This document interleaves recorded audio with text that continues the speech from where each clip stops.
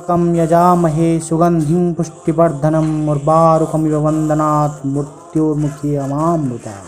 नमस्कार दर्शक बंधु, आज आम महामृत्युंजय मंत्रर उत्पत्ति विषय जानिमा, यह पछे थिबा कारण और सत्यता विषय जानिमा। दर्शक बंधु, महामृत्युंजय मंत्र एमिति एक मंत्र जहां स्वयं मृत्यु भी डरी थाए। यही मंत्र रे एते शक्ति थाए जे स्वयं जमराज भी प्राण नेबा पूर्व बहुत थर भाभी थांती, कहीं ए मंत्र स्वयं महाकाल को प्रसन्न करि थाए। महामृत्युंजय मंत्रर उत्पत्ति ही अकाल मृत्यु को एड़ाई होइछि। एही मंत्र को सकाळे और संध्यारे शुद्ध मनरे 5 थर किंबा 11 थर पाठ करिया आवश्यक। मंदिर रे एही मंत्र को वृषभंक कर्णरे बा कानरे कहिले शुभफल मिलता है। आसंतु एही मंत्रर पछर सत्यता जानिमा।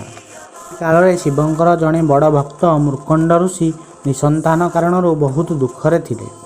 तांकर भाग्य संतानर जोग नथिला, किंतु तांकर संतान पाइबार बहुत आशा थिला।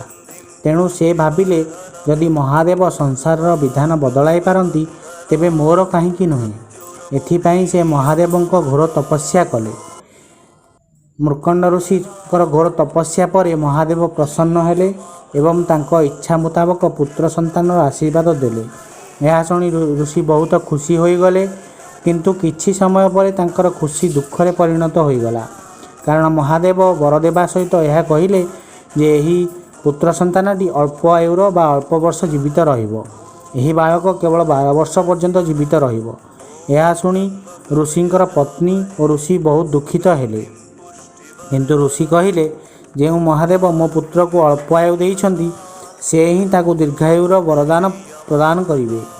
ऋषि तांकर पुत्रंकर नाम मार्कंडेय रखिले। मार्कंडेय बड़ हेबा परे पितामाता को सबुबेले दुखरे देखि यार कारण पचारिले।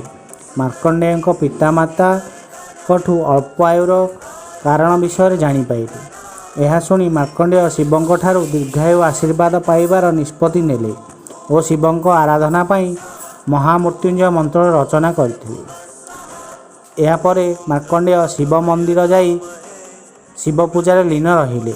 एमिति समय गड़ी चलिला और समय आसीगला जार समस्ती को डर थिला। 12 वर्ष हेबा परे जमराजंकर दूत आसी मार्कंडेय नेबाकू पहुँचिले। हेले मार्कंडेय शिव आराधना रे लिप्त थिबा देखि जमदूत किछि समय अपेक्षा कले। तांकर मार्कंडेय को नबार साहस होला नहीं, कारण मार्कंडेय सेतेबेले शिव आराधना लिप्त थिले। समय अतिबाहित होबाकू लागिला।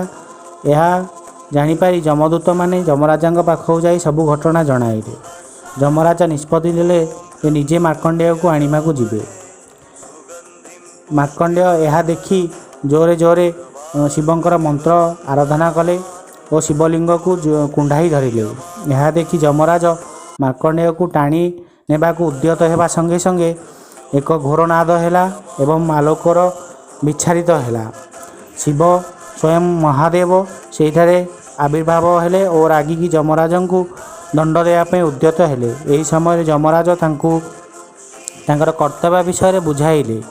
यह शुणी शिव संतुष्ट हेले और मार्कंडेय को दीर्घायुर आशीर्वाद देले एवं जमराज को फेरी जावाई आदेश कले। तो दर्शक बंधु, यही ठारू ही महामृत्युंजय मंत्रर सृष्टि होइथिला। यही मंत्र को पाठ कले अकाल मृत्यु हरण होइथाए और मनीष दीर्घायु होइथाए। तो ये मंत्र को पाठन करंतु आ निज जीवन में सुखमय करंतु।